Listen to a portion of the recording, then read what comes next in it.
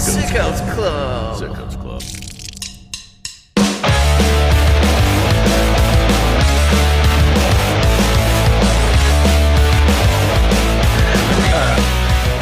So, like, for the last, like, week and a half, I haven't had access to, like, the muscle relaxers I use for, like, my back pain.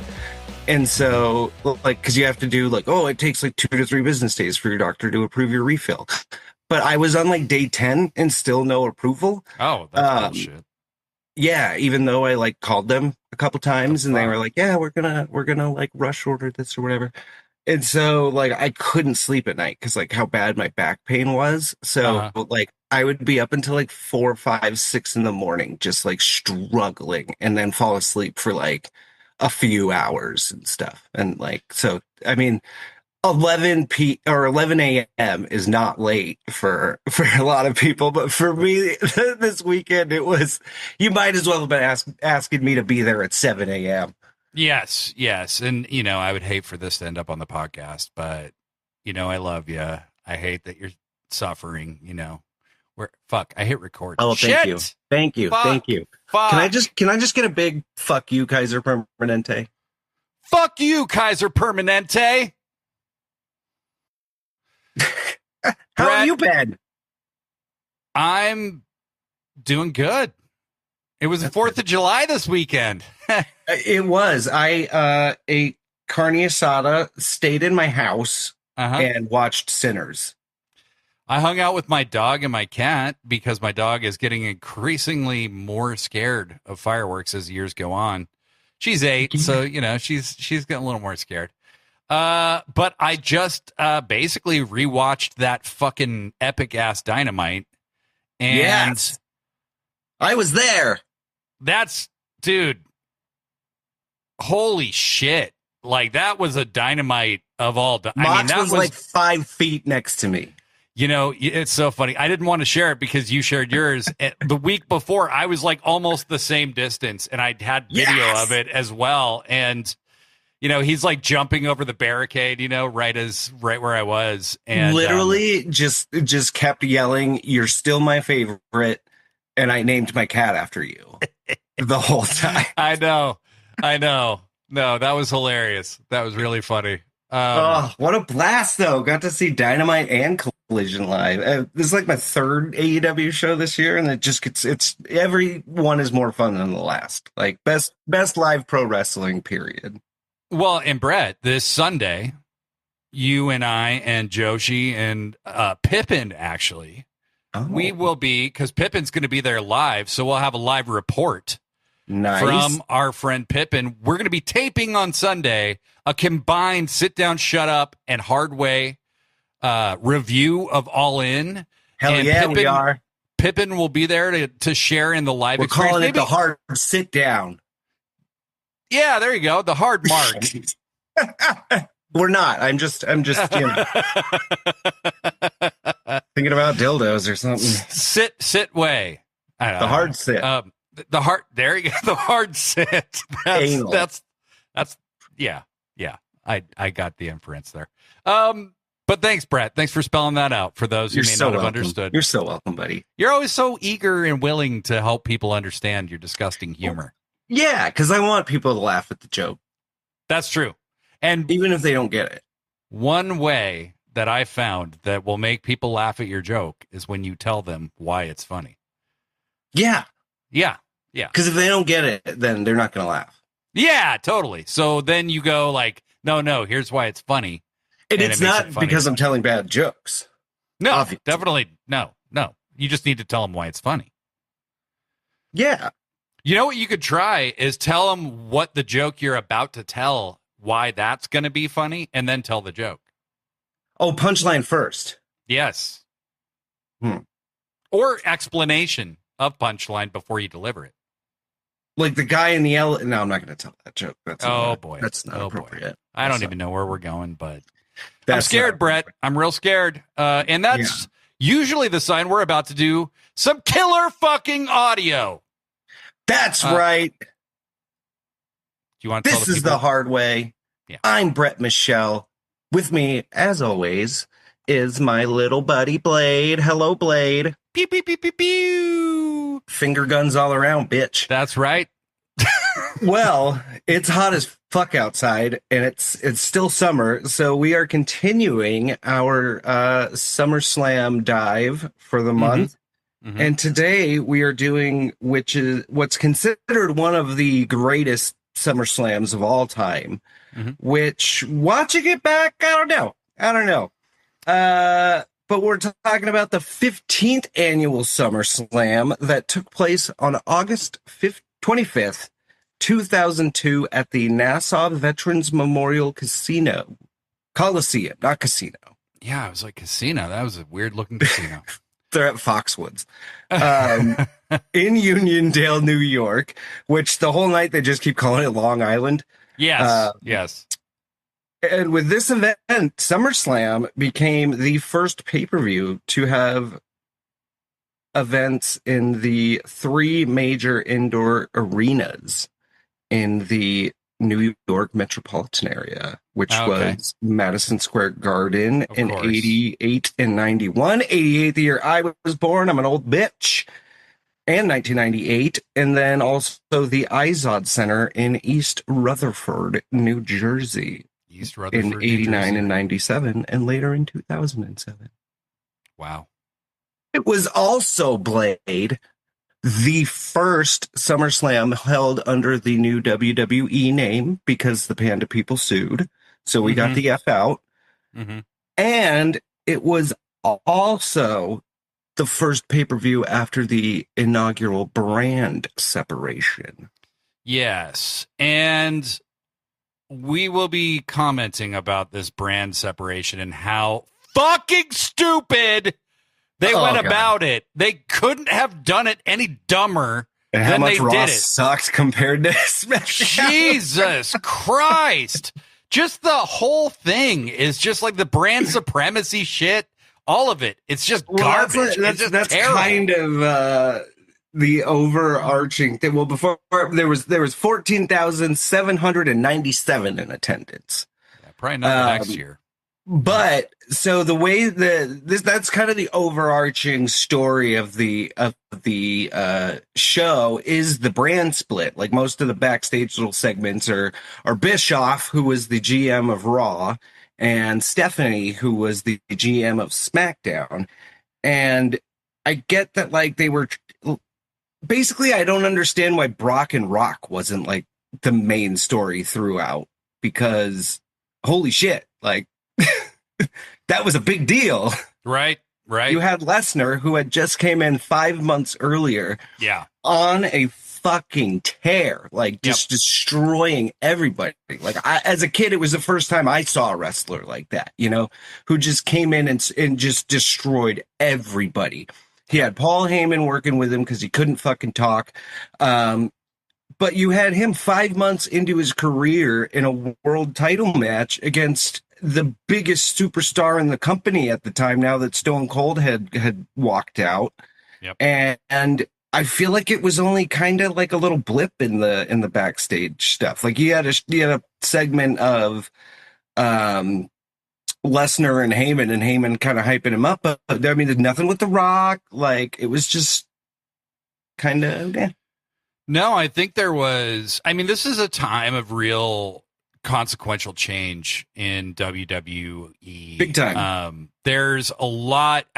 What I thought was pretty interesting was the difference between this SummerSlam and the one that we had watched from 2000. The product is completely different. It's in 2002. It's much more athletic. It's much more work based, which is interesting to me. You don't have as many just zany gimmicks running all over the place. Well, Heyman was writing SmackDown at the time, and this was the beginning of kind of what everyone refers to as the SmackDown 6. Right.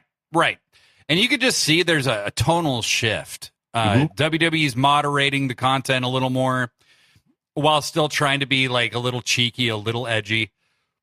Eric Bischoff and Stephanie McMahon share an office for the entire show and engage in what might be the most embarrassingly terrible, overly scripted, terribly delivered banter that I've ever seen from two Yeah. people. Like Eric Bischoff, for all his faults, is generally a pretty good on-screen performer. He's horrible here. Horrible. Yeah, no, he wasn't great in WWE, I don't think. He's flubbing his lines. Stephanie sucks. Like all of their back and forth banter is absolutely god awful. Horrible. Just they should both still be ashamed of this. It's also like weirdly sexual the way WWE does, but like a lot of weird Vince living through Eric's dick. Yeah, and like how Trumpy of him. That to like I mean a lot of the stuff they did is with women is uncomfortable, period. But like the stuff they did with Stephanie was always like, that's your fucking daughter, man. Like yeah, no, and it, you know, watching as a 45-year-old 23 years later, right? Because I was 22 when this show happened, so I'm actually, you know, I've lived a whole nother life since then. You did. Yeah. It's kind of crazy. Isn't that weird how you think, but like you look back at like as we start getting older, because like I'm going to be 40 in a couple years, and I'm just like, man, like I look back at like my 20s and I'm like, that's a different human. Like that's not even the same. I'm not even the same human I was like 20 years ago. No, you know? It's so crazy. It's wild. No, it's very, very weird. But you know, this is an interesting show. I would say it's a show about 3 matches that are very, very interesting / good.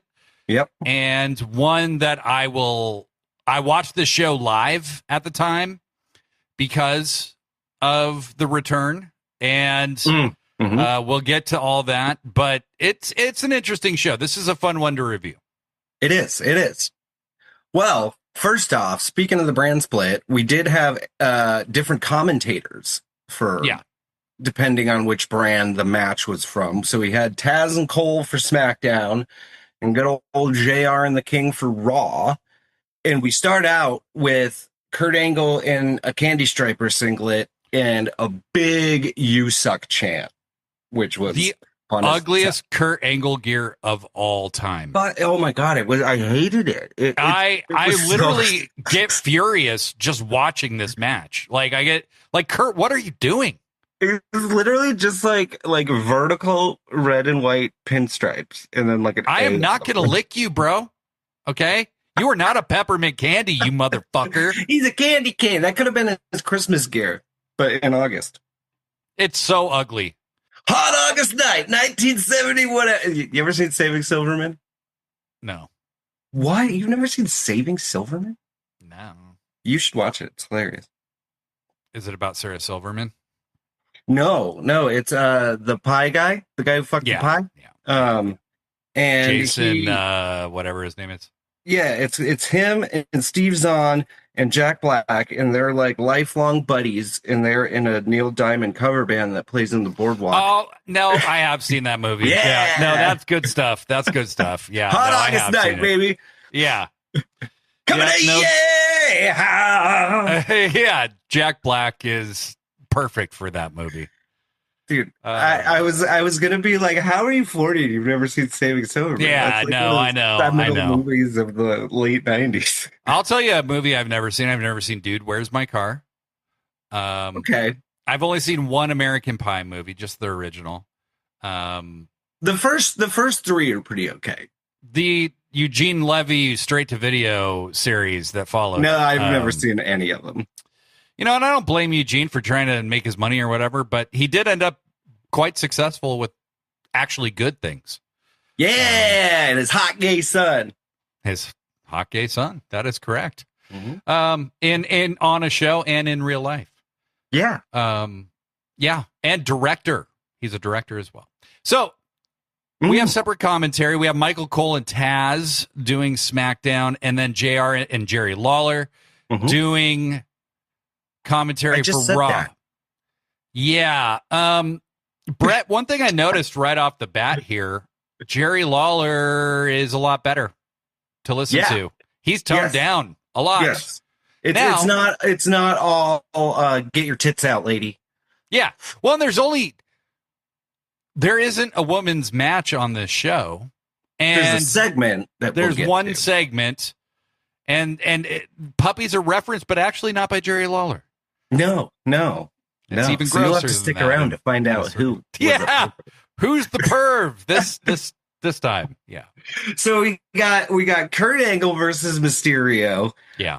And this was a hot way to start the show, honestly. My only complaint about this match is one that I've seen a lot of people say is like, I just wish it was a little longer. Yeah. Just a little under 10 minutes. Yeah. But so apparently the story going into this was Angle. I mean, Mysterio had just kind of debuted around a month or so earlier, I think. Mm-hmm. Yep. But Angle apparently was, I guess some people backstage were a little nervous about like how Angle and Mysterio's style would work together. Mm-hmm. And Angle told Ray, just give me everything. Like don't tone down, don't try to match my style, just do you and I'll do it, you know? And this was, I think, one of the best matches on the card. It starts out really Angle's fun in opener. The ring. Mysterio jumps him from behind, leaping off the top rope, and these two were just rolling and throwing each other all over the place.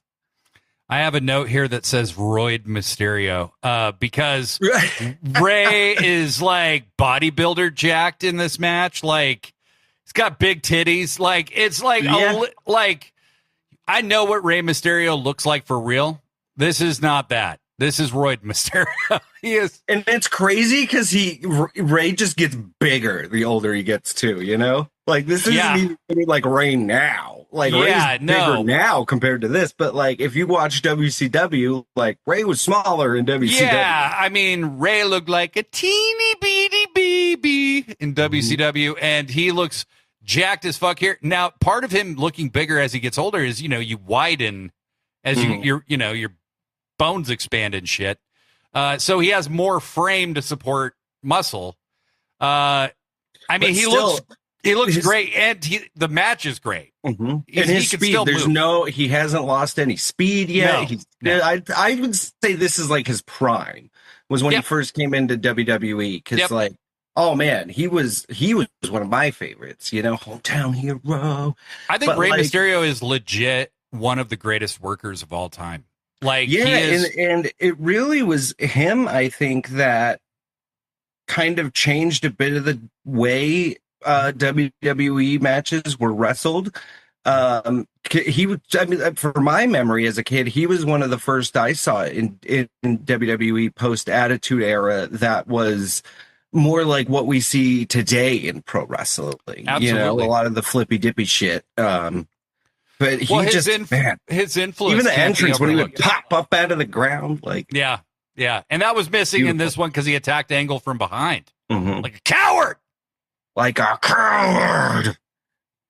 it was a great match. I mean, my whole thing with this show is we did have great matches, but in a lot of them, there wasn't anything that really stood out as like this spot is insane. You know what I mean? They were just great wrestled matches. Yep. And really in this one, it's a lot of back and forth. Angle dominates the beginning of the match the way you'd expect him to. It's all about showing the heart of Rey Mysterio, really, before Angle just catches him in an ankle lock that he can't get away from and he has to tap. Yep. But they showed that Rey could beat Kurt Angle. And he did. He had beat him a week or so earlier in a tag match, right? Well, he pinned him, and that's why they had this match was because Angle was arguing that it was a fluke, you know, and Ray couldn't beat him 1-on-1, right? And he didn't. So that's one for Kurt. Honestly, great job by the haters. Good job, haters. Good job, haters. Our next match, Brett, I got to take this one. It's Nature Boy Ric Flair versus Chris Jericho. Now, look, I know a lot of people hate Ric Flair, and as a person, Richard Flair is a piece of shit. Okay. He is literally a piece of shit on the sidewalks of shit Miami, Florida. In Florida, Daytona or whatever. Yeah, wherever the fuck he lives. Jesus Christ! And he is a piece of shit as a person, but he was a great wrestler. He really was. One of the greatest of all time, hands down. Yeah. And in this match, he is wrestling Chris Jericho. Now, I do want to point something out that some people may not pick up on. And this is why I am forever bitter about Jericho's role in WWE. He was in the main event of WrestleMania defending the world title against Triple H 4 or 5 months before this match. And now he's on the second match of the card, which is like death. Especially in WWE. It's just not a serious place to be. And he's wrestling Ric Flair, and it gets a lot worse than that. So, yeah, I mean, Jericho, to me, in this match, like, I thought this match, I remember thinking I really didn't like the finish of this match at the time. No, I didn't either. I don't understand why Flair got over in it. Like, this was the perfect opportunity to do something good for Jericho, who had kind of been floundering on the Raw roster for a little bit. This would have been a good time for Jericho to beat Flair into the ground and do something really. Because at the time, Flair was kind of just mid-card. Like, he wasn't being treated as like a legend, you know? He was just kind of an older guy who was there. And it's pre-evolution. So it's like Flair he's an old dude, you know, who's like wrestling more often. You know, body-wise, he looks good. You know, he looks like he's in good shape. He's well-rested. But I think that, you know, he had that really good match with Undertaker at WrestleMania. And so for a minute there, it felt like being in a match with Flair again was like a big deal. This is not a great match. It's just... No. I don't think Jericho looks motivated at all. And part of that is all he says during the match is he's talking shit to Flair during the match, but all he says is, "Come on, you son of a bitch!" He just says it over and over and over again. I have a quick. Why is Flair in this match even wearing knee pads? Because he's wearing them as like shin pads. They're like just under his kneecaps. All right. So I've always wondered that. I have long wondered that, why he wears his knee pads that way, because he wore them that way his whole career. Yeah, I never understood. Well, I found out that at the time knee pads were introduced, they were made to be worn that way. Because they protected your knees by, if you like fell to your like shins or whatever, it kept everything level. So they are kind of like shin pads in a way, but yes, that was the technically correct way to wear knee pads at the time. And if you watch 70s wrestling, a lot of people don't wear knee pads.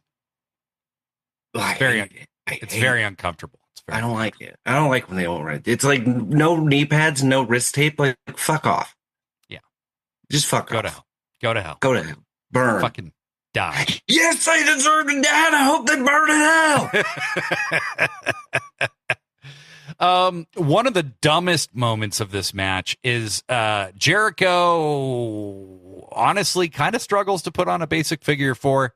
And yeah, Flair, that was a note I wrote too. Yeah, Flair ends up in his own move, and he's trying to pull himself towards the ropes. And they do this thing where with one hand he reaches for the ropes, and with the other hand he looks like he's about to tap. And then he starts tapping and grabs the rope at the same time. Yep. And the ref is not looking at him when this happens. Yeah. But then the ref goes to Jericho, "You got to let it go." And Jericho's like, "He tapped." And, well, I think Jericho gets up and starts celebrating. He does. He gets up and turns his back to Flair. But I think the ref says to him, like, he grabbed the rope first. Yeah. He didn't see him do either of the things. How would he know? And then Flair just manages to distract the ref for a second, low blows Jericho, and then puts him in the figure four. And Jericho taps. Yep. What the fuck? I don't know. And even the story, because I in Jericho's book, he talks about this match and how beforehand Flair had been having a big crisis of confidence, you know, which is hilarious because that's the same thing Triple H said when they started Evolution. So I'm just imagining old man Ric Flair like having like like a teenage crisis of confidence as he gets older, but like he didn't want to win with the figure four. Like they didn't want him to win with the figure four, and Jericho, because he didn't do it a lot around then and stuff. And Jericho's like, no, man, like you're Ric fucking Flair, like beat me like, with your hold. Yeah, like quit like feeling bad for yourself. Realize you're a goddamn legend and put me down. Well, this is also during that time where Ric Flair can't speak without crying. And he's always talking about this crisis of confidence that he went through. And in his book, in Flair's book, that had come out around this time, he talks about how he never beat anybody with a figure four. He just never did, because he always hit him with brass knucks or pulled the tights or put his feet on the ropes or whatever. But, you know, the figure four is just a spot in a match. It's not his actual finisher. His actual finisher is either losing a non-title match or like just holding somebody's tights or hitting somebody with brass knuckles. Yeah. Which is so funny to actually think about, because like so many people, if you ask them what's Flair's move, finisher, it's the figure four. Of course, you know? yeah. But Flair wins, fucking ridiculous. I hated it. Even as a kid, I hated it. Yeah, I was mad. I was just mad. Jericho, they just did not know what to do with Jericho, man. Like this is a pretty steep decline to have gone from being in the main event of WrestleMania to this in a matter of months. And so much of it was just because Jericho works best as a heel, and all the top heel spots were spoken for by Triple H, and the top heel spot was spoken for by the guy who wrestled Jericho in the main event of WrestleMania as a babyface. Yep. Triple H, great guy. Moving from that, we get that one Brock and Heyman segment. Where, Heyman wearing a New York Yankees hat with a fake ponytail in it. Yep. Paul Heyman was talking about how Hogan's career is dead because of Lesnar. Yeah. Now that was a really significant moment. Hogan comes back to WWE and actually does business like everyone else for like 3 months. Yep. And they fed him to Lesnar, which I thought was actually great. Like, that was really well done. And not long after Hogan had just turned face again he was forced to turn face again because of that match 18. at Mania X8 with The Rock, where Rock went in as the baby face, but the crowd, it was all Hogan, man. It was all Hulkamania. Yeah. Well, Rock had a similar situation at the show. It was Brockamania, though. We'll get to that later. Yep. I did like, though, Hogan coming out to Voodoo Child in that era. It was pretty cool with all the big I mean, cool. As he had done in WCW, and it was. This is also the moment where Hogan's like, whatever I haven't stolen from superstar Billy Graham, I'm just gonna finish taking. Where he starts wearing the feather boas and shit. Complete the costume. Like, he stole his entire gimmick. Like, oh yeah, 100%. The Hulk Hogan gimmick is not 100%. It's not original in any way. No. Like, I think the Hulk up was maybe the only original part. Do you know who actually came up with the Hulk up, as I understand it? Not Hogan. Vern Gagne. Oh. It was his idea for Hogan to do the Hulk up. Well, Vern Gagne, like, we have to grapple on the mat and take each other down into leg locks for 45 minutes. That guy, he's the one who came up with it. Well, sometimes you just hit. Vern was a carny bitch. Let's just be real. He's a carny bitch. Who was it from that era, though? You know what I mean? I mean, who isn't now in so many ways? They're in the White House, but it's same idea. Well, next we get another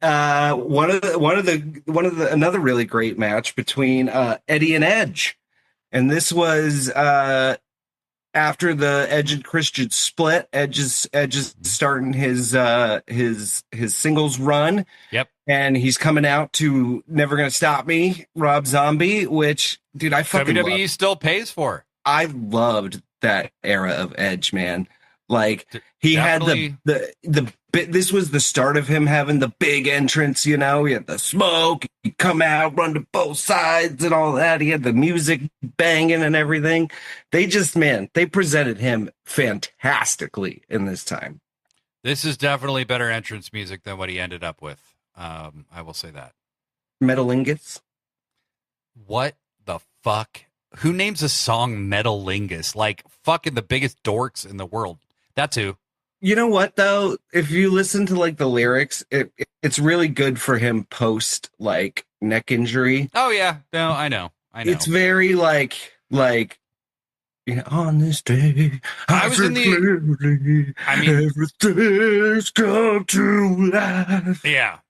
I was in the arena when he debuted for AEW, And a broken dream. And I mean, when that song hit, I did freak out. Just because I knew it was him, but I hate what? Song. It's my least favorite theme of his probably, but man, when I was at Revolution, like I lost my voice singing of course, it, Yeah. Like, yeah. I love Ed. No matter how much shit I talk about Edge sometimes, like he's always going to be one of my childhood favorites, like still to this day a favorite, man. Like, you know what it is with him is you can just tell how much he loves what he does. Yes. Like, yeah. I'm a simple bitch, man. If I can tell you're out there having the time of your life and there's nothing you would rather be doing, like I'm gonna root for you. You know what I mean? Of course. Yeah, of course. Yep. No, look, Copeland is a great performer, and he has really blown me away in his AEW run. Just like his commitment to AEW and what he's willing to do, and kind of like what really gets his rocks off as a performer. Like he's just become an old violent fuck. And he's Logan. Yeah, he's Logan. He is. He's old man Logan. He's old man Logan. He's old man Logan, and I fucking love it. Old man Copeland. Yeah, it's pretty much where we're at. It's funny. It's funny seeing him now, like his character, because he's ruthless now, you know. Right. And it's like he wasn't that when he was. I mean, it is rated R superstar. You know, the opportunist he started getting there, but he wasn't like the violent dude he is now. This is like matinee idol Edge, where it's like it's pre Mick Foley Edge. So he hadn't, got people hadn't seen him get hit with a barbed wire bat yet. Yep. But his opponent, Brett. This is my very favorite version of Eddie Guerrero. Yep. Where he's got the like shaved sides mullet and he's still coming out to Latino heat. I don't like lie, cheat, and steal Eddie Guerrero. I'm just going to be honest because I think it's racist as fuck. And it just bothers me. And I know Eddie leaned into it because he wanted to be a top guy, but it's racist as fuck. I just hate it. Well, especially when you think about everything that's going on right now in the country. Yeah, right, right. No, I mean, even at the time, I was like, really? And look, I mean, I loved Eddie watching him wrestle at the time, but I hated the gimmick. Yeah. I mean, I like that match, though. It's a fun match. Edge the story looks in it is he looks big, bigger than he did as a tag star. Well, and Eddie's small. So it's easy for Edge to look gigantic. Well, this is when I think Edge also started getting physically bigger, you know? Yeah. But they tell a great story. You know, Edge had hurt his shoulder in a cage match a little bit before. And so the whole match is Eddie working that shoulder. Yeah. Just going to town on that shoulder. And there had apparently been some drama with Eddie in the locker room around this time, kind of not doing jobs and kind of taking more liberties than he should during matches. And so Edge was apparently super nervous for this match. He was scared that Eddie wasn't going to give him anything, and Eddie put him the fuck over, man. Like Eddie did what he had, like he did the job, man. Like he Eddie made Edge look like $1 million in this, but he also, he showed, I mean, with the size disparity between the two, you need to give Edge a weakness that Eddie can work over, and Eddie takes it to the hilt.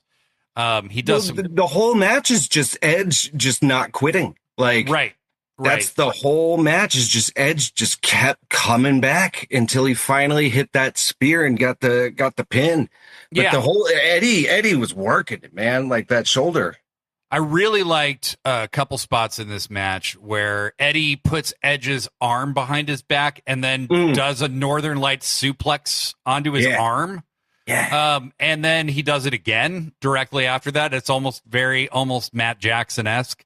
And then at one point, Eddie frog splashes his shoulder, which was also very cool. And Eddie looks like a man possessed in this match. Like he's the, wily veteran who's trying to get a big win, and it comes just a little bit short. This match is one that could have been better if it was longer, but still a very good match. Well worth checking out. Again, great, amazing back and forth wrestling. But like so many matches on this card, it was just missing something really memorable, They just never quite hit that next gear. Yeah. Right. Yeah. After that, we get Booker T and Goldust versus the Un-Americans, Christian and Lance Storm. And I gotta say, man, like the Un-Americans were right. I mean, they were right. Like, here's the thing. So I listened to Bruce Pritchard's podcast when it first started, Something to Wrestle with Bruce Pritchard. And he would talk about the Un-Americans, and he would say, well, they were afraid of the heat. This is less than a year after 9/11. Okay.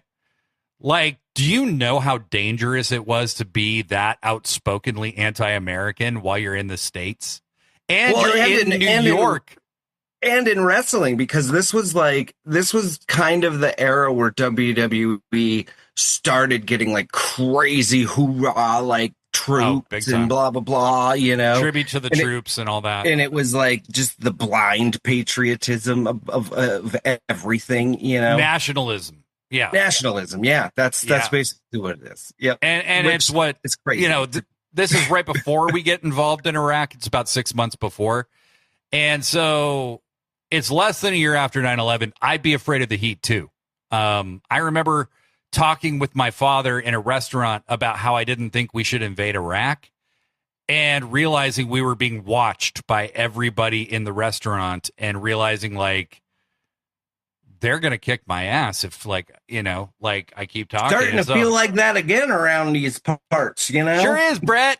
Sure is. But those were the times we were living in. There was we had the goddamn army, Marines or whatever, storming a park in Los Angeles this morning. Like, what the fuck, man? It's so insane. Jesus Christ. This was a fun match, though. It was pretty fun. During this time, this was, man, Booker T and Goldust, like, who would have known the just hilarity of these two together? Like, they were over, dude. Like they worked together really well.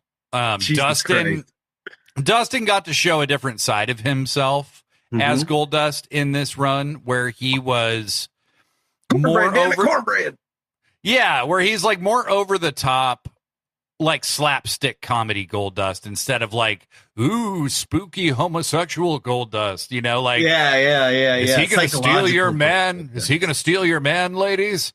That kind of thing. So Booker T just rolled with Dustin in the best way. They were so much fun. He's funny too, man. Like, yeah, he's crazy now, but god damn, he was great then.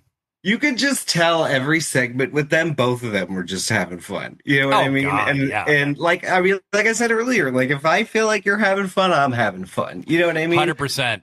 And it just bled through.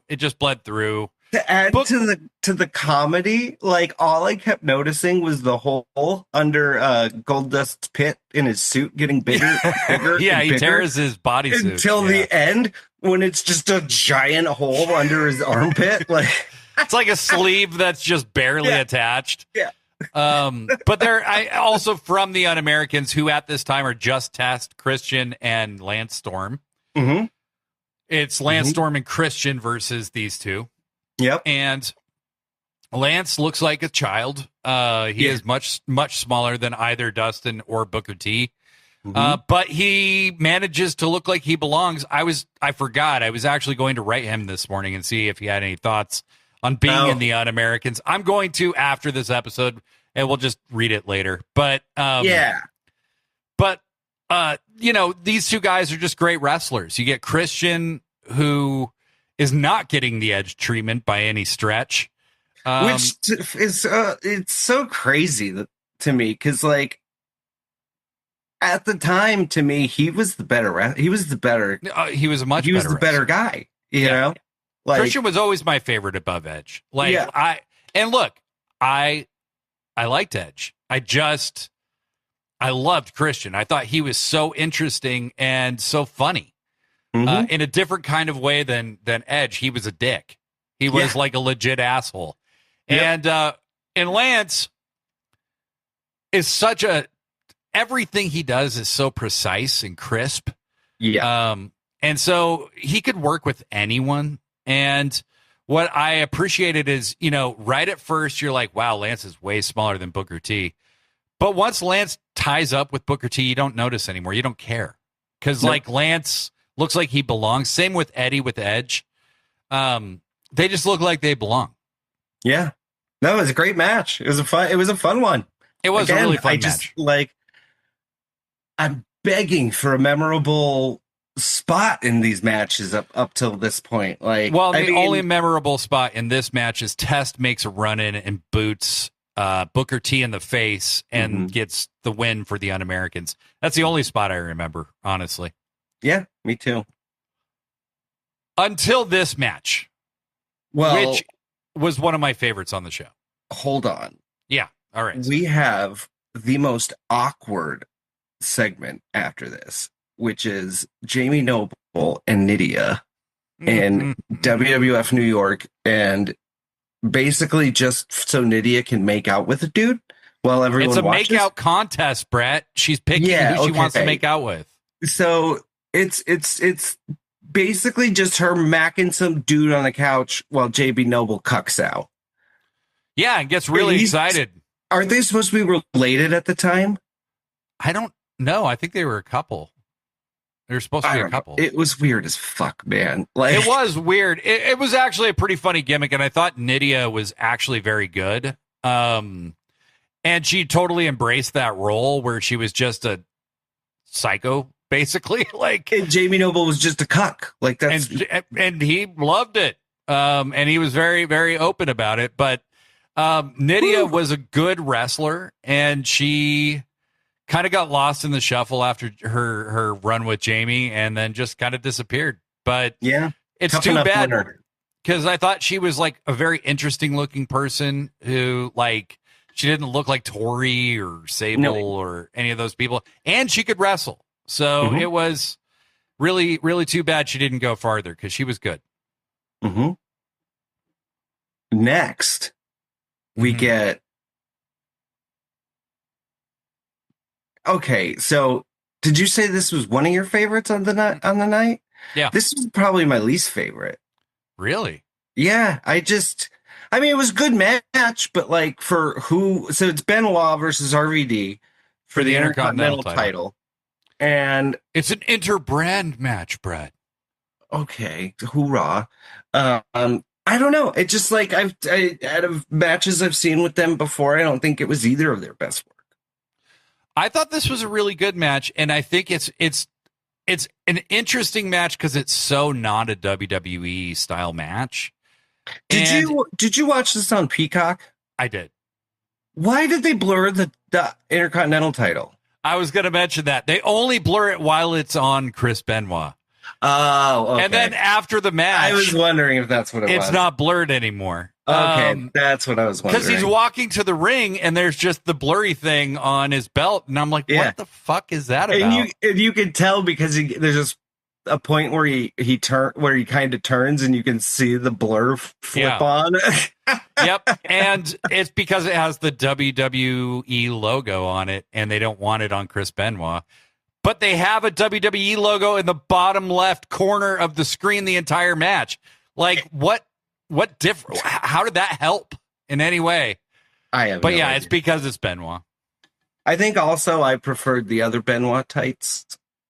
Like he just had the red ones that said He had the red Wolverine ones, on yeah. the side. Kind of look. But I liked the ones that had like the Wolverine slashes on it. Yeah, like, yeah. And it was I'm with always you. just a different color, like in the slashes. Like I love that. Yeah, did I love blue, shit like yellow. that. Yeah. I love when wrestlers wear like the same kind of design, but just switch up colors and stuff. I don't know. I like it.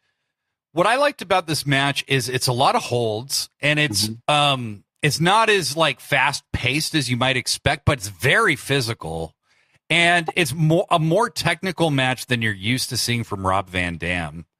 True. And I thought Benoit brought out some really cool shit in Van Dam that you didn't always get to see, like how good a wrestler Rob really was. Sure, he had the cool spots he could do, but I just thought they had good chemistry, and I thought, this match actually really kind of, I had forgotten all about it. I didn't even remember who Rob won. was a little clunky in it. Rob, yeah, but like Rob's also like known to be like a guy who will for real kick you in the head too. Like, he's that kind of guy. But I thought Benoit thought he was related to Jean-Claude Van Damme. they looked very similar. Yeah, the reason he has Rob Van Dam as his name is because he looks like him. Well, it's better than Rob Statkowski or whatever the hell is. Zetkowski, yeah, something. Zetkowski. Yeah, it's a long name. It's a very Polish name. Very Polish. Yeah, or Croatian or whatever it is. But I have a friend whose last name is Schmidt. But she's Polish, so it's spelled with like differently. And for the longest time, I thought her last name was Sismide or Sismid. Oh, right.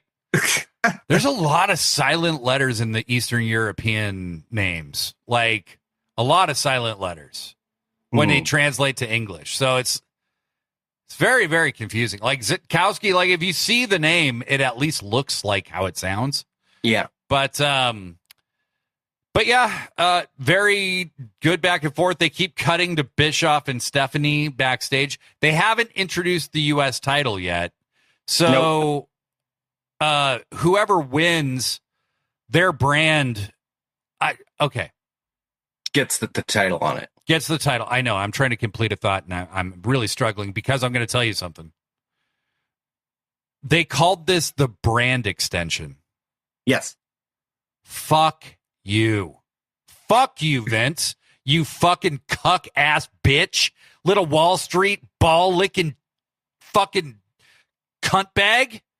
Like, what's with the corporate speak all over everything? Like, are you that America. hungry for legitimacy that like you are gonna like just call it a draft, call it a league, call it something that the normal person would actually relate to. No one had ever heard the term brand extension before. It didn't even make sense. And then they're like, ooh, brand supremacy. What's the better brand? Everybody's a brand. Brand.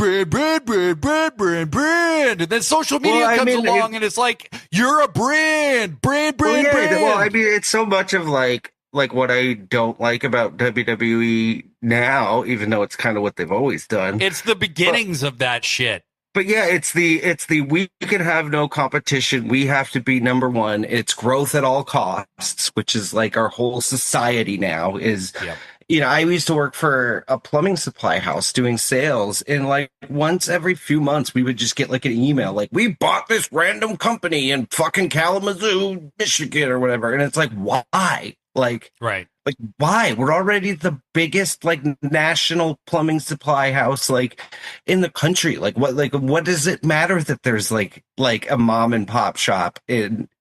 You know what I mean? No, they must be eliminated. Yeah, because at that point it's like you can't make any argument other than it's just to make the guys at the top richer. Like that's all it is. Well, these guys operate under that if you're not growing, you're dying mentality. And it's one, that's actually not true. If like you're literally dying from the moment you're born. So, okay, whatever that. We're all on an inexorable march to death, Brett. Yeah, I know that Republican lady said so when she got asked about cutting Medicare. Well, I didn't cut Medicaid. You didn't, thank God. You didn't, even though I voted no on that. Just FYI. Yeah, I voted no on all of this. Yes, I voted no on absolutely every moment of this. So anyway, Benoit and Rob Van Dam have what Brett thought was a boring match, and I thought was a very good match because Brett doesn't It wasn't boring. It just wasn't exciting.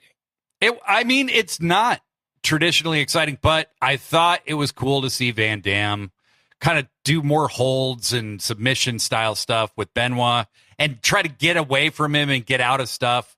He even puts Benoit in a really bad looking crippler crossface at one point. Yeah. Straighten your elbows, Rob, and then pull back. You don't leave him like you're Cena-ing. He looked like he was doing the John Cena STF as a crippler crossface. Yeah. So you got to pull back, dude. But really solid match. It's the longest match so far on the show, 16 minutes. Yep.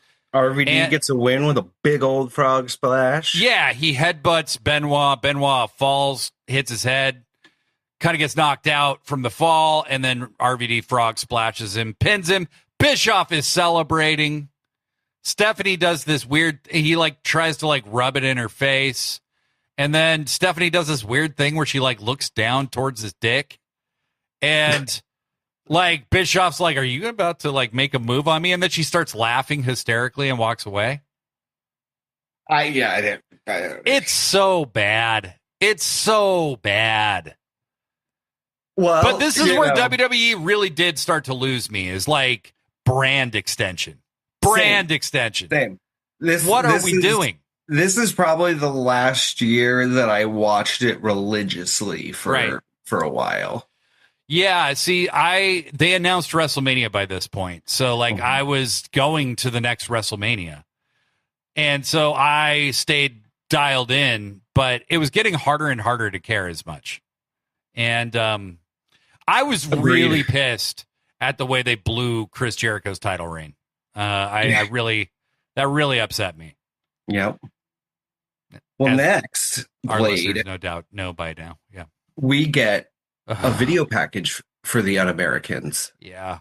And in it, there's a spot where Christian talks about what's so bad about America. Mm-hmm. And I want you to tell me how much this rings true when we think about why we're in the mess we're in right now. Mm-hmm. Their values are upside down. They can name every Britney Spears song, but they can't even remember the Bill of Rights. Yeah. That one really the Un-Americans were right. That one really hit me in the nuts when he said it. I was like, yeah. that's absolutely true and a huge part of the problem. Yeah, that really really hit home for me. We like our big shiny things, but goddamn if you ever ask us to do any thinking. It's just, oh my God. It's,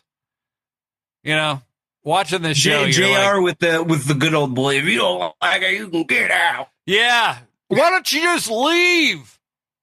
If you don't like it here, just leave. And which pisses me off when people say that, and I know that this isn't like a unique thought, like, but it's the whole, like, no, we're complaining because we like it here and we want it to be better and we like what it could be. Just leave. Like if I'm living in my house and I don't like something that I can fix, why am I just gonna like, well, that's the way it is. America is really like, we're seeing right now, like, how bad does it have to get before people are willing to like go, oh, this isn't working. Yeah. Like, oh, maybe we could have done universal health care. Like, we're not going to have the money to do it by the time we figure out that we could have. You know what I mean? Nope. It's like this bill they just passed, that same amount of money would pay for universal health care. that they just put on the debt. Basically the destroy everything / enabling bill. Yes, exactly. Well, we get Test versus Taker. It was a pretty decent match. I mean, for what it was, for two big guys, you know. Taker's looking great. Other than I thought he looked like such a fucking dork with the short hair and the bandana. Yeah, I mean, doing the biker thing. Big Evil is a much better version of Undertaker than the one that we saw at SummerSlam 2000, who looked like a bloated, really out of shape Undertaker. Fighting with Kane that didn't even have a real finish. Actually, the match never even started. Still the Undertaker when he's the American Badass, but they just said now he's from Texas. Right. They just dropped all the pretense. And I thought this was like Andrew Martin Test. You know, he was better than he was given credit for being. I thought he was a good wrestler. Obviously, roided to the gills, but you know, he was surprisingly agile and could move. And that big boot thing that he did, he made that look like a believable finisher for the most part. And they tried to tease you that he was gonna get one over on Undertaker, but he did not. Which again, kind of like the Flair and Jericho match, I kind of wish they would have had Test get the win, because they could have done a little series with Test and Taker, and I think it would have got Test over. You know, there's several examples of times they could have done something with Test and they just didn't. And I know that he had backstage issues. I know that his drug problem was really out of hand, and so I feel like that must have been a big part of why they didn't, because he has everything else Vince McMahon ever wants in somebody. I mean. And like you said, like he wasn't bad. Like he wasn't one of those guys that was like, oh, why is Vince shoving this guy? Right. Like I hated him, but that's because I was supposed to, you know. Right. And he was good at what he did. I hated him because he was like a good heel and like a good little slime ball. Yeah, who could actually wrestle, you know. Right. I mean, he was a big dude, so he wasn't like he wasn't going to be wowing your socks off with like crazy flippy shit, but like dude could work. Yeah, and I really felt like in the end they just didn't do enough with the Un-Americans, to be honest with you. Like Bruce can say they were afraid of the heat all you want, but like they had Christian as the mouthpiece. They had Test and Storm there. I know later, I think, wasn't Regal a part of it at one point? There was definitely another member or two at some point, but you know, this could have been a lot better than it was. I kind of want one of those Un-American shirts now, though, with the upside down flag. It just says Un-American. Un-American, yeah. And they come out with the upside down flag, which is actually a sign of distress that something's not right. Yeah. And Lance waving that flag looks even more appropriate today. WWE for so long, all you had to do was like say America sucked, and that you were automatically the biggest heel in the world. Pro wrestling, you know, or you know, and if you wanted to imply that somebody wasn't a good wrestler, just imply that they're gay. Yeah. Wrestling, man. Wrestling. If you want to look sexy as fuck, go to sickosclub.com/merch and get you some.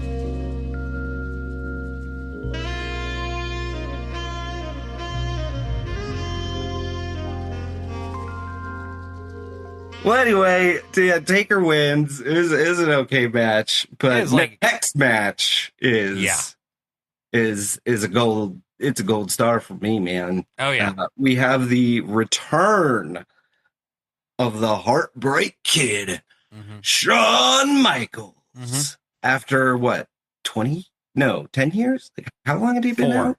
4? No, was it? Yeah. He dropped the world title to Austin at 98.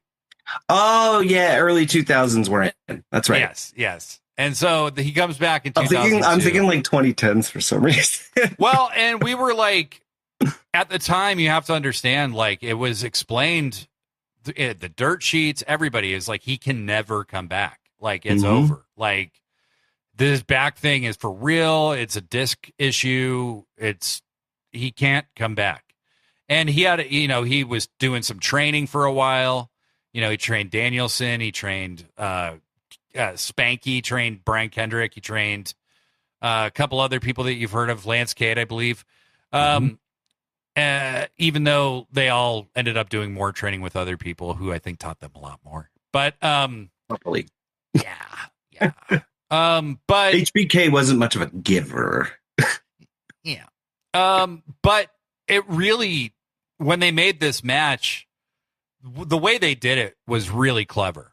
I kind of clowned on Triple H for taking the top heel spot right as Jericho, is like, could have moved into more of a heel role, but it made sense the way they did this. Triple H tries to do this reunion with Shawn. What a lot of people don't remember is that Shawn had been the newest member of the NWO that same summer. Yep. But then Nash blew his quad in a match immediately after that. When HBK had the lesbian haircut. Yeah, super. The little backwards Kangol hat. Oh my God. But seeing Shawn in an NWO shirt, it was kind of interesting. And he was probably plotting some kind of comeback at that time. Yes. But they had to pivot, and the way they pivoted was really smart. They showed a pretty extensive video package. This is actually one of the better video packages from this time. Of Hunter brings Shawn out to like, hey, we're back, DX, look at us, blah, blah, blah. And then he immediately pedigrees Shawn and goes, look, I used Shawn to get to the top, just like Shawn used me to stay at the top. Well, no, there had been that, where someone had got Michaels backstage. Well, that happened. Well, so what I'm talking about, you, Hunter. Right. What I'm talking about happened first. And they Michaels gets escorted out after he's been pedigreed in the middle of the ring. And then on that same show later, they show that he's been thrown through like a car window and that he's like laid up and there's blood all. I remembered him being a lot bloodier, by the way. But there was supposed to, blood all over the place. And Hunter like feigns like, oh, this is like too far, Yeah. And so all this stuff he had just said about not being Shawn's friend was actually bullshit. Like he does care. And so he goes to me, it's weird. Yeah, he goes to the back and he's a little like, messy. Get some help. Somebody get some help. And Shawn's taken out. And then Shawn's trying to get to the bottom of who did this to him. And Hunter's like, I'm going to help you, Shawn. I'm going to help you figure out we're going to get the son of the bitch who did this. And they were able to do this special technological upscale of the video. And you see that it was Hunter the whole time. Yep. And Hunter, you, Hunter. You're damn right it was me. Yeah, you're damn right it was me, Shawn. Yeah. And then Hunter does this thing where he does this like kind of evil smirk. That's very slow, and it's maybe one of the best things he's ever done, as like on the acting side of wrestling. One thing I always liked about Triple H's character was the way he would like, if he would get over on you in a sneaky way or something, he'd have that smile start to break, and then he would just shut it right back down. Right. To that. Right. Like, and so you have to understand watching this match that the fan base had no idea what Shawn could do. Like, no, we had no idea what this match was going to be like. They made it an unsanctioned match, which was super smart because it made you think even more. They're just going to do a bunch of punch kick stuff and then hit each other with stuff. And that'll protect Shawn's back and blah, blah, blah. HBK even, I think they set you up a little bit to think that because he's in jeans that are tucked into his cowboy boots. Oh, and this is where Shawn has transformed from like sexy boy to like, I'm a fucking dork from Texas. Like, who loves God. Because what does it say? Phillips has some Bible citation on his tank was like top. A hardcore, like, big time, like beating the God drum, which to me it usually happens when you have someone who used to be a piece of shit. Right. And they're trying to say, hey, I'm not a piece of shit now because God. Yeah. Yep. But, which, These guys proceed to absolutely murder it. It was a brutal match, man. Like brutal, dramatic. Some of Helmsley's best work. You can tell these two like each other a lot because Hunter sold like a motherfucker for Sean. Oh yeah. Well, like you said, like there was a lot of like, weapon fuckery and whatnot, but like they did it so well, there was such a good balance because Sean, he showed that he could still go, man. Like he was hitting some shit that as a kid, I was just like, holy fuck, man. Like, yeah. Yep. He even got, he got the ladder out for the nostalgia pop, hit a big elbow off the ladder. Like, man, he was cooking. He had that good one where he went for that inside or that crucifix style thing and like shimmies himself upside down to get under Triple H for the roll up. That like, man, he was moving in those jeans. Yeah, totally. I mean, I have no idea how he wrestled so well in jeans and at one point he takes his belt off and wraps it around his fist and starts hitting Hunter. Then his pants are kind of falling. Hunter wraps it. Oh, Hunter rips it off and hits Sean with it. So when I see wrestlers wrestle with like a belt that has a pretty decent sized buckle, I'm always like, whenever you bend over, doesn't that like poke you? It would hurt. It would be uncomfortable. Or do I just need to do some sit-ups? Lose a little belly. I think it's both, probably. Okay. I mean, like I need to. I've never seen your belly actually, but not a lot of people do. No. Yeah. No, I try to keep it that way too. Where people don't see. Mine doesn't get a lot of sun. I'm Irish. Yeah, me too. Well, Irish Native American. I don't burn. I don't tan. I kind of just ignite. Same. Yeah. But I think from my Native American side is why I have dark features for a redhead. Like I'm not one of them creepy blue-eyed daywalkers. Like I've got brown eyes and freckles. Yeah, dark freckles. But and beautiful freckles, Brett, I should say. Oh, thank you. Yeah. Thank you. I needed that today, Blade. Thanks. You're welcome. So much. And thank you for having such beautiful freckles. You're welcome. I was born with them. There you go. Maybe she's born with it. Maybe it's Maybelline. It's Maybelline. But Sean and Hunter have a back and forth that's extremely brutal. Hunter does every terrible thing to Sean's back. Watching this match, you could tell Danielson learned this from Sean is like when they know you're hurt somewhere, do a lot of shit to that part of your body and scare the shit out of everybody. Because watching this match live was terrifying. It really was terrifying. Hunter's doing huge backbreakers to Sean that he never does otherwise. Yep. He does a side suplex onto a chair. A couple times. One time through the seat. And that was gnarly, man. And then he folds it up again and he stomps it flat and then he drops him onto it flat.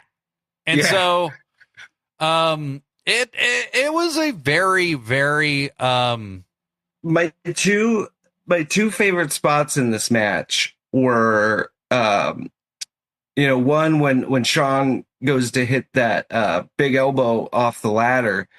They show a close-up of him and you see him look at the fans and he just says, I love all of you so much. Yeah. And then he hits that elbow. Like I loved that. It was great. To me, it was another one of those moments from Sean, like with the Ric Flair, like, I'm sorry, I love you. You know? Oh, yeah. No, but that's the other really one, powerful. Sorry, moment. what were you saying? The other spot that gets me just fired up and cackling my ass off was Hebner goes off on Triple H in the corner. But it's like longer than like a ref. I'm sick of it. I'm sick of the chairs. I'm sick of it. And it's like to set up the next spot. So he has to go off till Triple H signals him that Sean's ready. Yeah. But like, yeah, Earl Hebner goes absolutely ape shit on Hunter in a non-sanctioned match. Like, what the fuck, man? Yeah, I know. Like, okay, Earl, chill the fuck out, Jesus. You know, this is like steroid Triple H, like to the gills Triple H, where he's actually too big at this point, and like, you know, he can't move as well, but he's like terrified of this ref, because he really brought it in this moment. Oh yeah, blood pouring down his face. Like Triple H looked good with the crimson mask, didn't he? Oh yeah, yep. He no, did. It. I mean, this is one of his better moments in the ring. It really is. And I would say, the other thing that I find very funny in this match is Sean's in a blood feud, but he just cannot help but do the showstopper little struts and the like. He's hamming it the fuck up the whole time. The ain't I cute kind of like shit that drove Bret Hart nuts. Like Shaw's just going for it. And it's fun, man. It was so fun to see him having a great time and that he was still that good. 4 years. I love the finish, even though I've heard some people say it was kind of like, you know, why didn't he win with the sweet chin? And I'm like, his first match back after being gone so long, like he had to steal it. You know what I mean? It was good. It was better for it to look a little fluky when you don't know if Sean's really going to wrestle much more than this. Like, you know, why have him definitively beat your top heel? Yep. Him and Lesnar are the top heels. Why would you have Sean just fucking beat his ass? Instead, you give him the fluky pin, and then Hunter gets all his heat back immediately after the match is over. With the sledgehammer, With the sledgehammer shot to the... those shots looked brutal, but it's obviously a rubber hammer.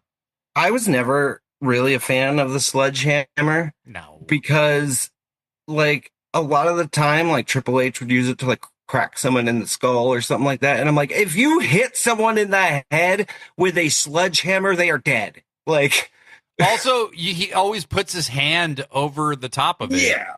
And so he's really just hitting you, like, it might feel like getting punched in the forehead or something, which isn't fun, but, like, a real sledgehammer shot would kill you. So, like, you know, that's, like, the end of your life, no question about it. So, like, I always thought it was a dumb implement to use. It looked cool, like, when he would hold it. But like, as a like useful weapon, I hated it. Yeah. Well, Brett, Michaels wins with a cool roll up. You know, it's like a counter from the pedigree into a roll up. He tries to hit the sweet chin. Hunter ducks. Hunter catches his foot. That's right. Spins him into a pedigree. Yep. And then Michaels flips over and rolls him up. Yep. And gets the 3. The Triple H immediately hits him twice in the back with the hammer. Sean's carried out on a stretcher. Hunter does the thing where he's bloody as fuck, and he turns around and looks over his shoulder and does that creepy fucking smile again. Yeah, and then he drops it into that scowl again. Yeah, and I think Evolution comes pretty shortly after this. Yep. Well played. Yes, Brett.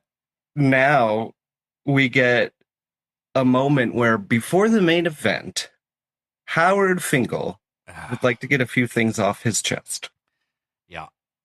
One being that it's the first event he's called in the building since WrestleMania 2. Right. And Jim Ross goes, nobody cares.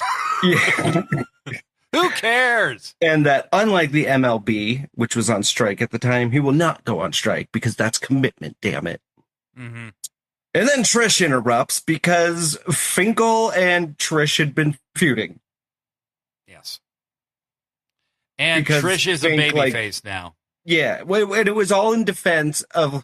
Because at first I was watching the spot and I'm like, wait a minute, why the fuck was Trish feuding with Fink again? Right. And it was because of Lillian Garcia. Like, he had taken... He had, like, conspired to take her job or something. Yeah. Yeah. And so Trish interrupts, and Fink, there is the line, "You've got the puppies, and I've got my wiener. You know, Vince McMahon told him to say it just like that. Like, Vince thought that was the wiener.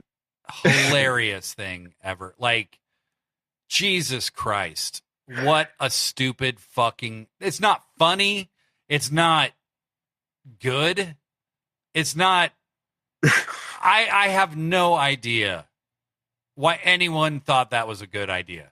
Like, you wiener. have your puppies, and I have... Pauses. My wiener. And Trish has to play like that's sexy to her. Yeah, well, she tells him to bring it in for a hug. Yep. So that Lillian Garcia can sneak in, and when he turns around, she kicks him in the nuts and falls over herself. Well, so she slaps him, and I think she legit slapped him, and I think she knocked him out for a minute. Because he hits the mat in a weird way and then gets right back up, and then she kicks him in the balls and he falls even weirder. And she falls as well. And she's like, you tried to screw me out of this job, blah, blah, blah, blah, blah. But Finkel just got abused. It was horrific. Lillian Garcia beat that ass. Really, really beat the shit out of him. And then segment over. Segment over. Thank God. But yes, folks, we teased it at the beginning that there would be puppy talk, and it was not Jerry Lawler. It was the Fink. The fucking Fink and his wiener. Yep. I don't like her wiener. Well, I mean, it's fun to say, but what the fuck, man? Could you imagine a grown-ass adult yeah, babe, come get this wiener. Come get this wiener. I forgot. So they showed that video package for Hunter and Sean, and Triple H's thing, he would do the let's get ready to suck it, right? And I'm like, are you getting ready? Is that I've always wondered what the implication was there. Let's get ready to suck it. It reminds me of Pineapple Express. You ready to suck today's dick? Yeah. Wait, are we? You gotta suck the day's dick, man. Are we sucking it? Yeah. Are you sucking it too? Are you sucking a dick? Are we all doing the same dick? Yeah. Well, next, Brett. You know what they call that? What do they call it? A blow bang. Oh, wow. Mm-hmm. I've never been to a blow bang. So next we have The Rock, who is the undisputed champion, taking on the next big thing, the crew cut kid, the Aryan future man. Yeah. What'd you call him? Aryan future man. Jesus Christ. The Nazi Have you seen ideal. the picture of him going around now with long hair? It's fucking terrifying, and not in a wrestling way. No, I haven't. There's some picture of him in a gym with a fan, and he's got he's still got his weird little top pony thing, but then long hair. Oh man, I gotta look this up. All right, keep talking. I'm looking this up. Yeah, so basically going into this match, the whole story is can the Rock yeah.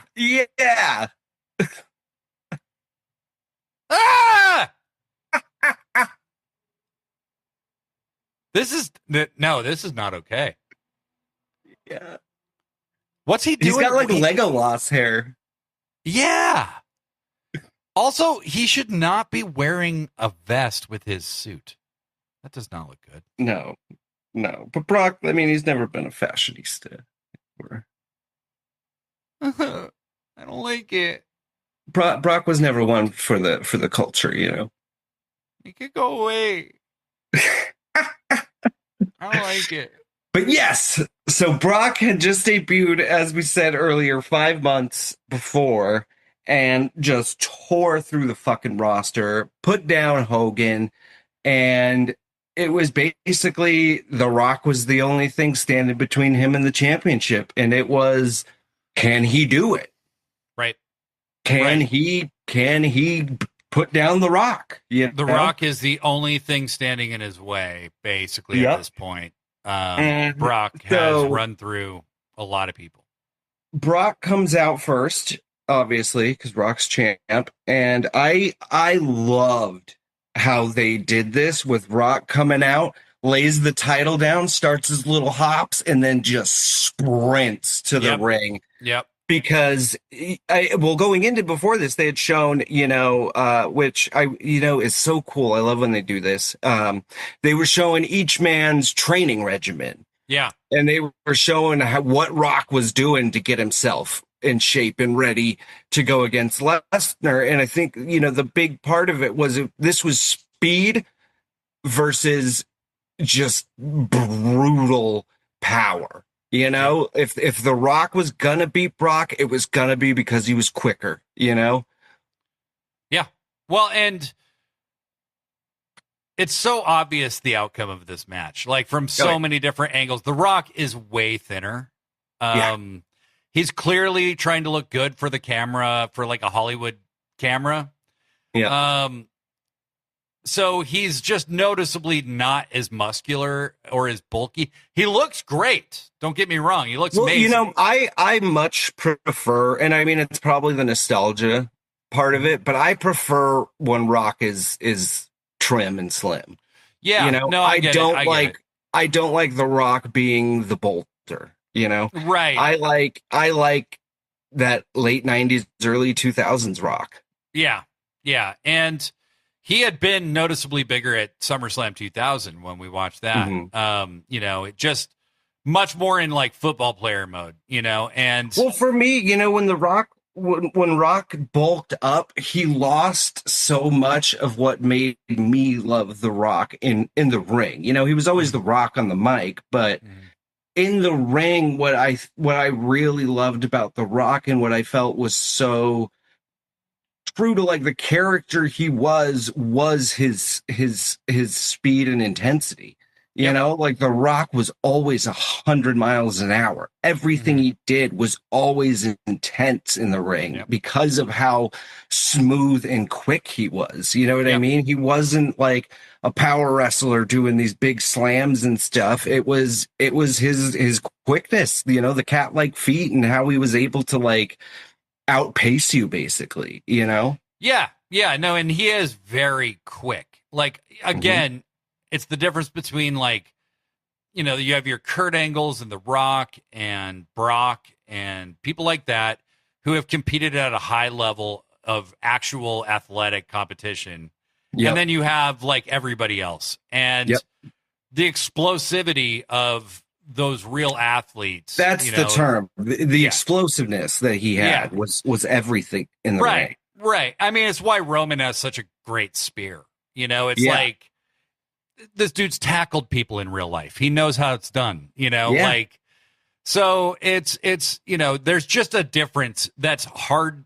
The untrained eye may not see it, but if you watch a lot of wrestling, I think there are some people who come close to it, like Benoit or like somebody like that, where he has a bit of that same explosiveness. Roosh. Yeah. But Kenny Omega, like definitely one of those. But like, it's rare to see unless you've competed at a high level of sport. Yep. But early on in the match, we're already getting Paul Heyman fucking with everything. Yeah. Every chance he gets, he's pulling The Rock's leg. He's getting a shot on him. Basically, the whole first half of the match is anytime Rock starts getting some offense, Heyman is there to stop. Well, and the other thing is anytime The Rock starts getting some offense, the crowd starts booing the shit out of him.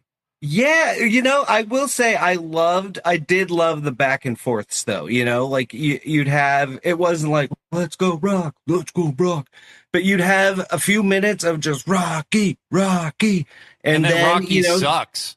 Yeah. And then you'd get the Rocky sucks and then you'd get the let's go Brock. And so it was it was a good mixed crowd here, I thought. But again, which to me also, sorry. But I love that during a big fight. You know what I mean? To me, it No, I do adds to too. that big Yeah. fight feel. Because in real life, you're not just everyone's not going to root for the good guy because he's a good guy. Because in real life, that's a little more black, not as black and white. You know what I mean? Well, and there's nothing worse than seeing the baby face like acting as though he's like powering up for the crowd when they're booing him. Yeah.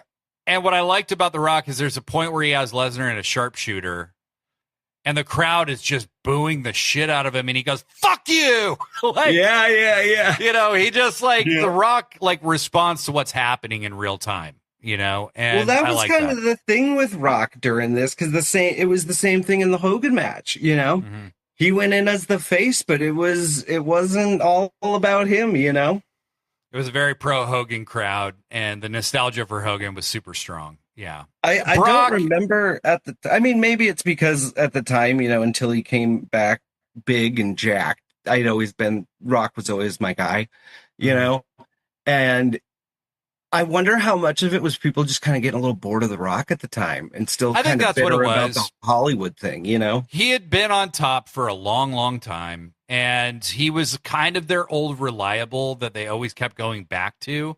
And, you know, Austin would have become the same thing if he hadn't left for a while and then come back and retired pretty soon thereafter. So, I mean, I just think Rocky was just kind of old hat to a lot of people, including me at this time. Like, I was getting kind of fatigued by The Rock being on top all the time. I wanted new blood. You know, I obviously that's what was so exciting about Lesnar was this was one of the first times where you thought like, yo, this guy could do it. This new guy, he could fucking beat The Rock.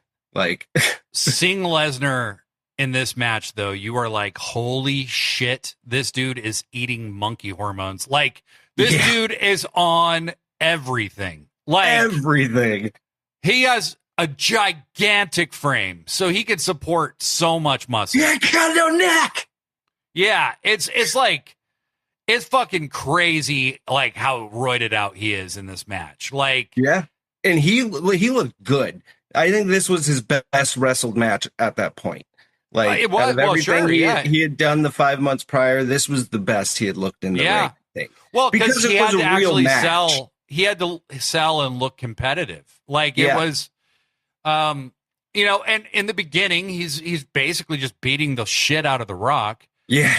Until Rock finally starts making a comeback, and finally some of what The Rock does actually makes a difference and starts, you know, like he might be one of the first people to take Lesnar off his feet.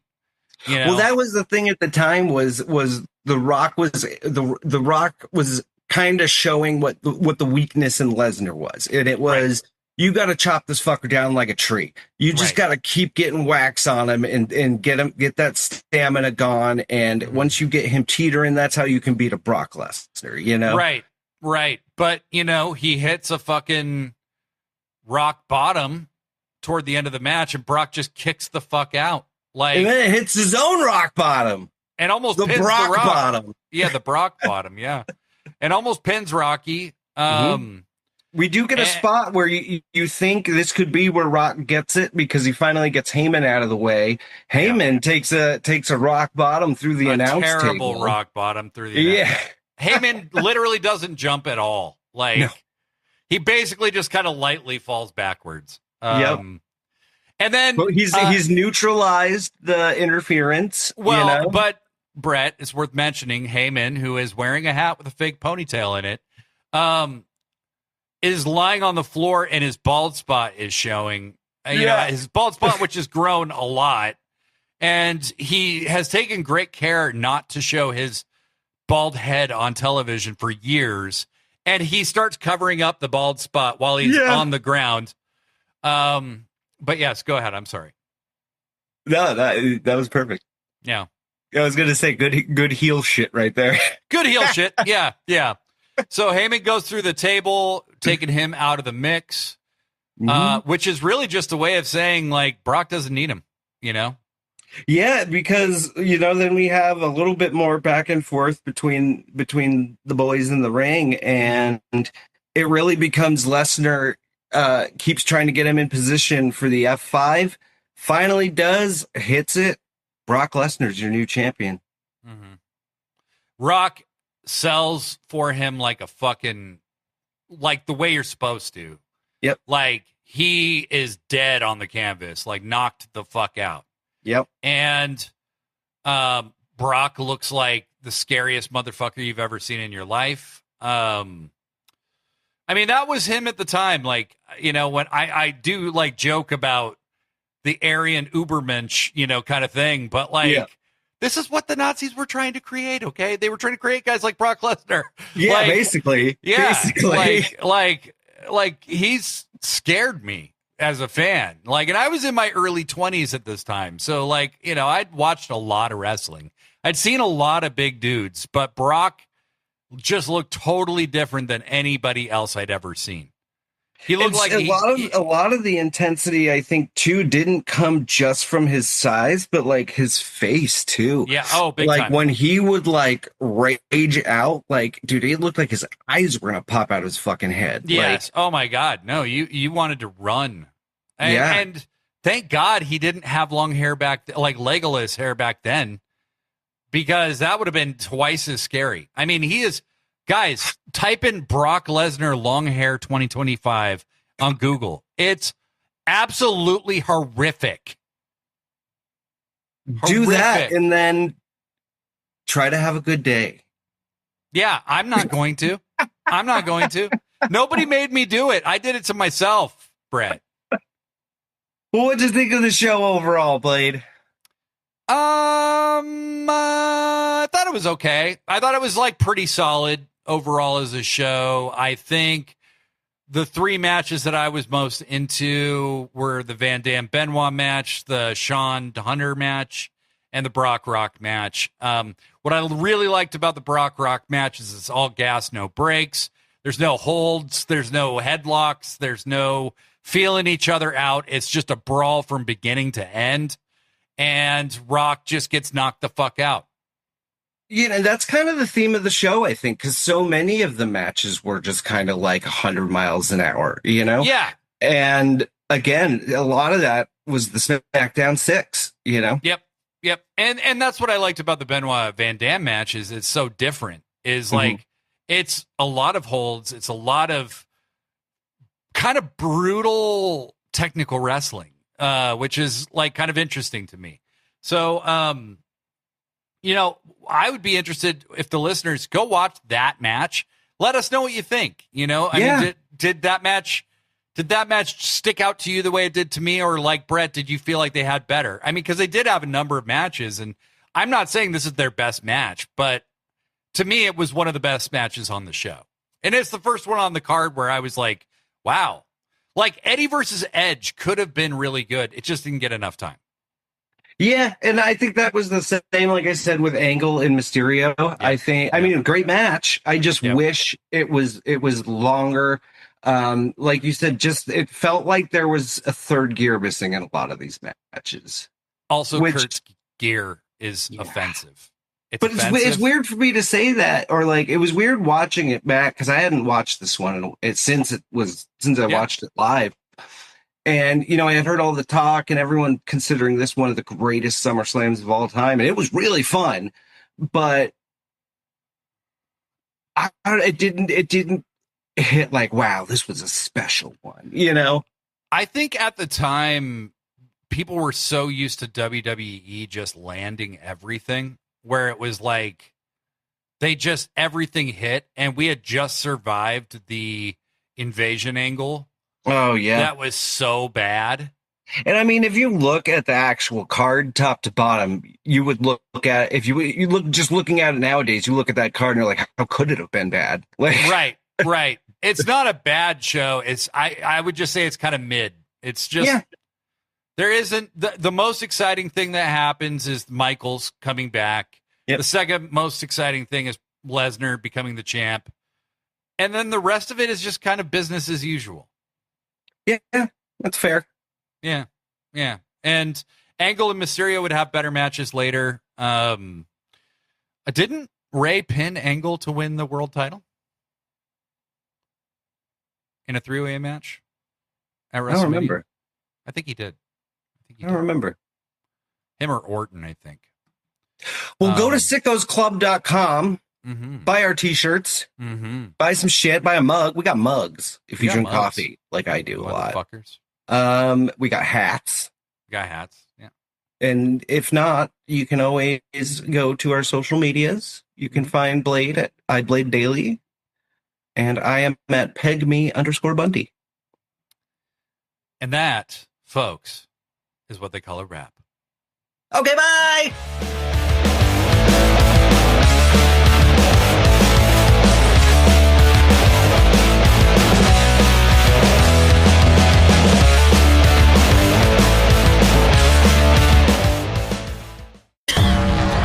Sickos. Sickos Club. Sickos Club.